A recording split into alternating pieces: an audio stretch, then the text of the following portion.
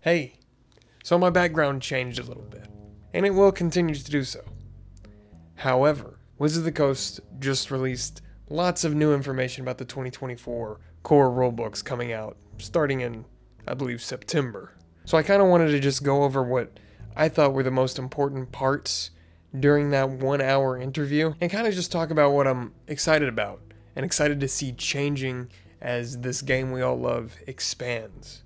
So, overall, some of the biggest changes I noticed just by even looking at the pre order information, the artwork has changed quite significantly. The style of the artwork has changed. It feels more modern and less rigid, and that style is reflected in the art within the books as well. It just looks good. But also, throughout all the books, you're going to notice the stat block changes that we'll talk about a little bit more when we get to the monster manual toward the end of the video. But the rework is present within all stat blocks within all of the books. Also new to the core rulebooks is a concept known as tracking sheets. Tracking sheets are designed to display important information that players or DMs might use. Most DMs that I know use tracking sheets, they take notes and they kind of organize notes like how tracking sheets would end up being. But these ones are designed specifically by Wizards of the Coast to help players and DMs keep track of important information ranging from NPCs to settlements to a new concept known as bastions that we'll talk about a little bit later. They also have tracking sheets for magic items and session prep. Finally, let's just talk about the organization of the books in general. The organization seems better. It seems more consistent, and it seems more user-friendly as well. And the developers designed everything to be that way. They said they had the goal of streamlining while remaining engaging. And we'll talk a little bit about the aspects of organization as we get into the books themselves. So let's just dive straight into the Player's Handbook. This is going to be the biggest section. They say that this Player's Handbook is the largest Player's Handbook ever. And everything you need to play every class that is in the Player's Handbook is in the Player's Handbook. You don't have to go searching for stat blocks in the monster manual. Everything is there for your familiars and mounts. Everything is in the PHB, even the stuff for the druid wild shapes. It's all there. With character creation, it's more of what we've seen in the Unearthed Arcana. Your background and your species make up your origin. Speaking of which, there are more species to start out with in the Player's Handbook, including the Aasimar, the Goliath, and the Orc, which were not present in the 2014 Player's Handbook. Your background influences your ability scores and your feats, which there are 75 feats in the Player's Handbook, some of them being what are called epic feats or boons, and they're available at level 19. Others are just origin feats, which are available at level 1. There are several new subclasses and several that have been completely redesigned, and all subclasses for every class unlock at level 3 now, which I like because that'll keep everybody on about the same power trajectory as they level up. And for experienced players, they do recommend starting at level 3. There are, of course, huge martial class changes with the new weapon mastery system and apparently new and different tactics that are available to players as well. One important note that they really highlighted is that everyone should have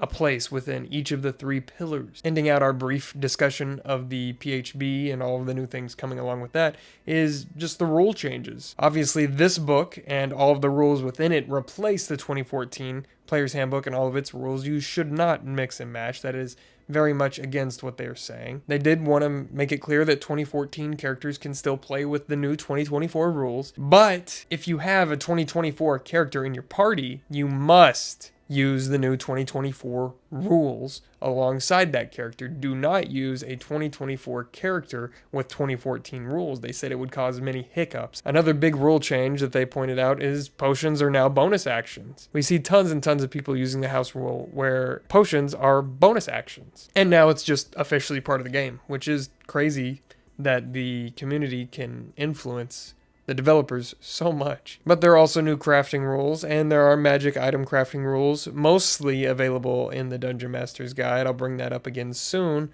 but there are just regular crafting rules in the Player's Handbook. And they have now changed inspiration to something called heroic inspiration, and instead of it being an extra die that you put into the pool right before you're going to roll, it's now just a reroll that you use whenever you want. I, for one, already use this as a house rule, and I do believe it makes inspiration stronger and more of a reward to your party. Next, we'll talk about the Dungeon Master's Guide. And one of the best things that they have done with the Dungeon Master's Guide is their organization of where the rules are. Now, all of the miscellaneous rules that you would have been searching through the book for a long time are all now located within the first few chapters of the Dungeon Master's Guide. It's called the DM's Toolbox. The Dungeon Master's Guide also has 5 short, small adventures. And now the Dungeon Master's Guide has a complete example campaign setting. It's the setting of Greyhawk. And it's really supposed to be a tool to show DMs how to create their own sandbox world. It also includes a lore glossary, which is, it's fine for people who are interested in that.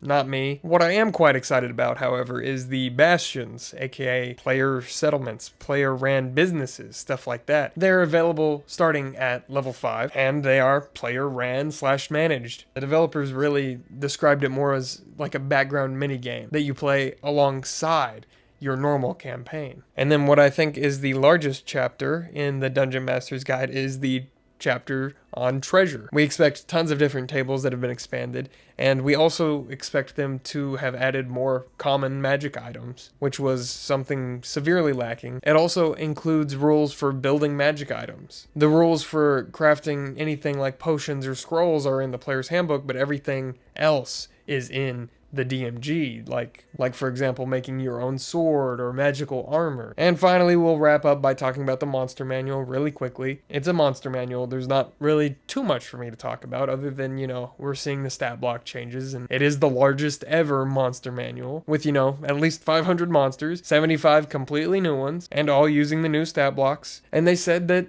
there were a lot of holes that they filled. Holes meaning that they wanted to have a enemy in each category that can fill in at every level. In other words, they just filled out the tiers of enemies throughout the book. They also included a lot more stat blocks for NPCs, which is just fantastic. They included stat blocks for things like pirates, performers, and more. But to wrap it up, let's talk about something I'm a little bit suspicious of, the CR changes. I'm very suspicious. CR is so wildly inaccurate in 5e right now, it's just not even worth using. Some of the things I am most excited about, like the bastions and the redesign of the monster stat blocks, I think that'll be nice, and filling in the tiers of monsters and the new NPCs. I'm excited for all these things, but I'm really just excited to actually finally have something different. I haven't bought a D&D book in probably like a year and a half, 2 years now. I already haven't played all of the classes. I already haven't played all of the subclasses. There's only so much I can do. I just want something different. I don't want more of the same.